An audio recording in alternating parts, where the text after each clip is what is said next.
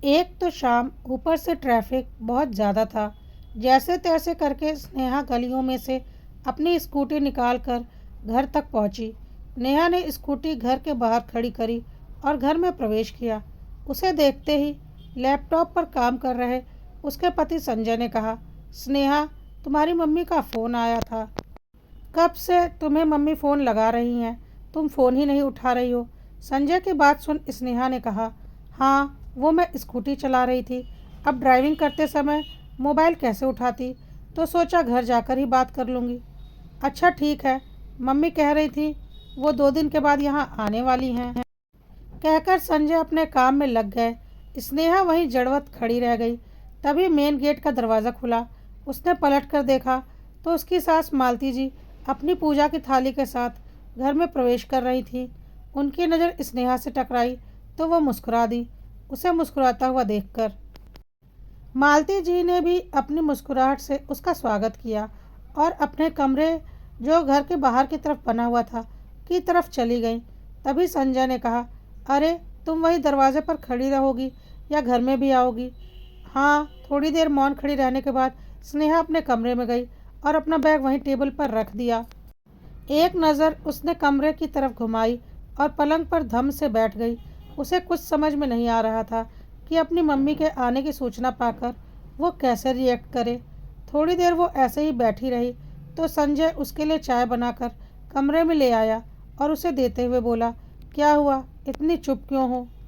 नहीं नहीं, मैं तो कुछ भी नहीं सोच रही। अचानक से हुए सवाल से स्नेहा हड़बड़ा गई। उसकी हालत देखकर संजय उसकी मनोदशा समझ चुका था।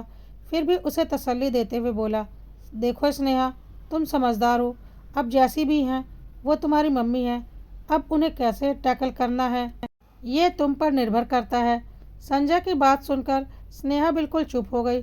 थोड़ी देर तक कमरे में मौन पसरा रहा। तभी बाहर मालती जी के कमरे में से मसाला कूटने की आवाज़ आई। शायद वो अपना खाना बना रही थी। उस आवाज़ से दोनों की तंद्रा टूटी।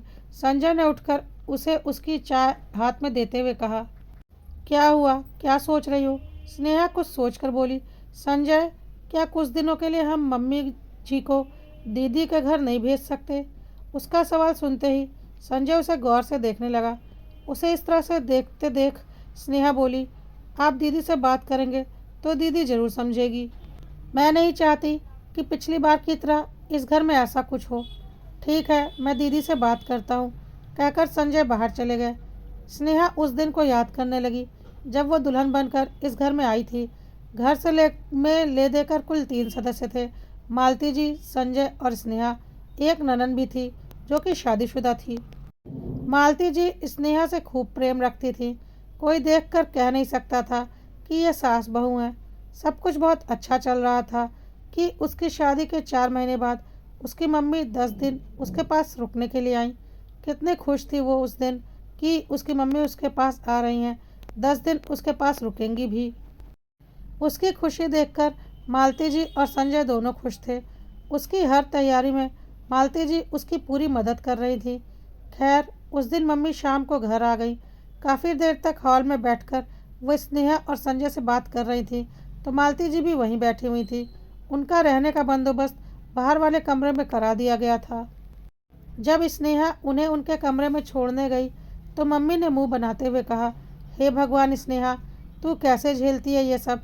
अचानक अपनी मम्मी के मुंह से यह सुनकर स्नेहा चौंक जाती है और पूछती है, क्यों, क्या हो गया मम्मी? ऐसा क्या देख लिया आपने मेरे घर में? उसके सवाल पर उसकी मम्मी अपना सिर हाथ पर रखते हुए कहती हैं, हे भगवान स्नेहा, तुम सीधी सादी हो ये तो मैं बचपन से जानती हूँ, पर बेवकूफ़ भी हो ये आज पता चला। तुझे बिल्कुल समझ में नहीं आ रहा कि तेरी सास कितनी तेज़ है। एक पल के लिए भी हम लोगों को अकेला नहीं छोड़ा। अरे, हम क्या उनकी बुराई कर रहे थे? उनकी बात सुनकर स्नेहा हंसते हुए बोली, क्या मम्मी, आप भी? जब घर के सारे सदस्य वहाँ बैठे हैं तो वो भी तो वहीं बैठेंगी। उसकी बात सुनकर स्नेहा की मम्मी ने उसे पलंग पर बिठाते हुए कहा, अरे, तू तो बिल्कुल पागल है। तुझ में अकल नहीं है थोड़ी? थोड़ा दिमाग लगा। वो वहाँ से हिली तक नहीं कि कहीं तू अब मुझसे अपने दिल की बात ना कह दे। और सबसे बड़ी बात, उन्होंने मुझे बाहर का कमरा दिया है। यही इज्जत है तेरे घर में मेरी? स्नेहा मुस्कुराते हुए बोली, कैसी बातें करती हो मम्मी? यह घर भी आपका ही है, और बाहर वाला कमरा क्या होता है तो इसी घर का हिस्सा ना। आप ही ना कुछ भी बोले जा रही हो। स्नेहा का जवाब सुनकर उसकी मम्मी चुप हो गई। रात का खाना खाने के लिए जब वो लोग साथ बैठे तो मालती जी खुद स्नेहा की मम्मी को खाना परोस रही थी। बड़े प्यार और मनोहार से उन्हें खिला रही थी। जब रात को सब सोने गए तो स्नेहा अपने मम्मी के पास उसी कमरे में आ गई।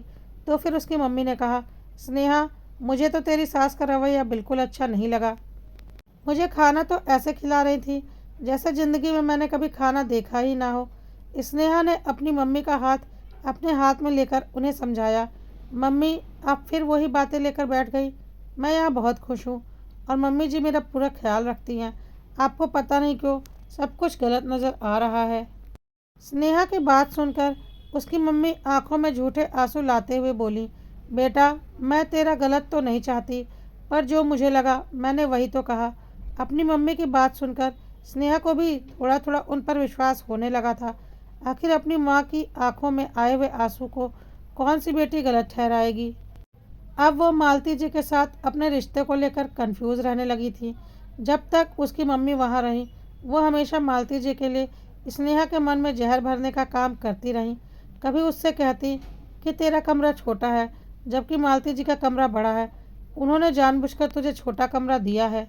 मालती जी खुद आगे बढ़कर अगर रसोई में काम करने लगती तो वो स्नेहा से कहती कि देख ले, तेरी सास को बुरा लग रहा है कि तूने काम छोड़ दिया, इसलिए खुद करने लग गई। ये सब सास लोगों के अपने बहू से काम कराने के तरीके होते हैं।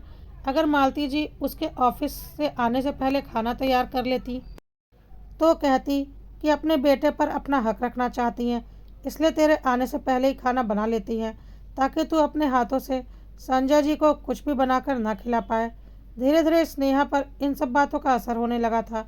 पर जिस दिन उन्हें घर से रवाना होना था उसके एक दिन पहले स्नेहा के घर की शांति आखिर भंग हो ही गई। उस दिन स्नेहा अपने कमरे की सफाई कर रही थी तो उसकी मम्मी उसे ज़बरदस्ती अपने साथ बाजार शॉपिंग कराने ले गई थी। उन्होंने शॉपिंग से आने के बाद सारा सामान यूं ही वहीं पर हॉल में लाकर रख दिया। तभी मालती जी भी उन लोगों के लिए पानी की ट्रे लेकर आई और वहीं आकर बैठ गईं और सामान की तरफ देखते हुए बोली, आज तो लगता है आप दोनों पूरा मार्केट ही खरीद कर ले आई हो। स्नेहा, तुमने तो बहुत खर्चा करवा दिया अपनी मम्मी का। मालती जी का इतना कहना ही था कि स्नेहा की मम्मी ने कहा, अब समधन जी, माना कि बेटी ब्याह दी है, पर इतना हक तो बनता ही है ना कि उसे अपनी मर्जी से कुछ दिलवा पाऊँ। एक माँ अपनी बेटी के लिए जितना भी कर ले उतना कम है। उनकी बात मालती जी को अजीब लगी, पर वो चुप हो गई। लेकिन तभी संजय कमरे के बाहर आकर मजाक में बोला, अरे स्नेहा, इतना सारा सामान तो ले आई हो, लेकिन रखोगी कहाँ? अभी तो अपना कमरा पूरा फैला पड़ा है। संजय की बात सुनकर स्नेहा ने कहा, हाँ, मेरा कमरा छोटा है ना, तो मैं सामान कहाँ रखूँगी। उसकी बात सुनकर संजय झेप गया, जबकि मालती जी हैरान होकर उसकी तरफ देखने लगी। संजय ने कहा, अरे इसमें कमरा छोटा है या बड़ा है वाली बात कहाँ से आ गई। उसकी बात सुनकर स्नेहा अपनी आवाज़ तेज़ करते हुए बोली, भला क्यों नहीं आएगी बात। कमरा छोटा है तो छोटा है, मम्मी जी अकेली हैं, लेकिन फिर भी इतने बड़े कमरे पर हक जमा रखा है, जबकि हम दोनों के लिए वो छोटा सा कमरा। भला मेरा सामान कैसे एडजस्ट होगा। मेरी मम्मी अगर मुझे कुछ दिला रही हैं तो मम्मी जी को बुरा लग रहा है। मैं सफाई करते करते शॉपिंग करने चली गई तो मेरे पीछे आपने सफाई तक नहीं की। बहू है ना, खुद आकर करेगी। घर की नौकरानी समझ रखा है आप लोगों ने मुझे। घर का काम भी करूं और ऑफिस का काम भी करूं। इंसान हूं मैं, कब तक अत्याचार सहूं। उसकी बात सुनकर मालती जी बोली, अत्याचार? स्नेहा, तुम बात को कहाँ से कहाँ लेकर जा रही हो, और कौन सा अत्याचार कर दिया हमने तुम पर। आप तो बोलिए ही मत मम्मी जी, यह सब आपका ही किया धरा है। आप चाहती ही नहीं हैं कि हम लोग खुशी खुशी एक साथ रहें। आप तो बस अपना हक जमाना चाहती हैं। जानती हूँ ये ज़मीन पापा जी की है, पर मकान तो हमने बनवाया है ना, नहीं तो एक बाहर वाला कमरा ही तो था यहाँ पर। लेकिन ये तो अपना ही मान कर बैठ गई। आप हमको दबा कर रखना चाहती हो। अरे कब तक आप हमारी ज़िंदगी में कुंडली मार कर बैठी रहोगी। स्नेहा ने मालती जी को ज़ोर से कहा। यह बात संजय बर्दाश्त नहीं कर पाया और उसने आगे बढ़कर स्नेहा को एक थप्पड़ दे मारा। मालती जी संजय के पास आई और उसे डांटने लगी, संजय, तू पागल हो गया है क्या? ये तेरी पत्नी है, इस पर हाथ उठा रहा है। इतने में स्नेहा की मम्मी भी बोली, समधन जी, मिल गई तसल्ली आपको। मैंने अपनी बेटी यहाँ मार खाने के लिए नहीं दी है। जब आप मेरे सामने इसके साथ ऐसा कर रहे हो तो मेरे पीठ पीछे पता नहीं क्या क्या करते होंगे। मेरी बेटी मुझे भारी नहीं हुई है, ले जाऊंगी इसे मैं अपने साथ। संजय अपनी सास से कुछ कहने को हुआ तो मालती जी ने शांत रहने का इशारा किया और फिर आगे बढ़कर वो स्नेहा से बोली, मुझे नहीं पता था कि तुम्हारे मन में मेरे लिए इतना जहर भरा हुआ है। मुझे तो लगा था तुम मुझे अपनी मम्मी जैसी इज्जत देती हो। आप और मेरी मम्मी, एक सास कभी माँ नहीं बन सकती। इसका सबूत देख लीजिए आप। आपके बेटे ने मुझे थप्पड़ मारा है। पड़ गई ना आपके कलेजे को ठंडक आज। स्नेहा गुस्से में बहुत कुछ उगल चुकी थी। उसे बिल्कुल भी अंदाज़ा नहीं था कि वो क्या बोल गई है। उसी समय संजय और स्नेहा आपस में बहस करने लगे। ठीक है, मैं अलग हो जाऊंगी। मालती जी के अचानक ये कहने पर वहाँ मौन पसर गया। मम्मी जी, आप ये क्या कह रही हो?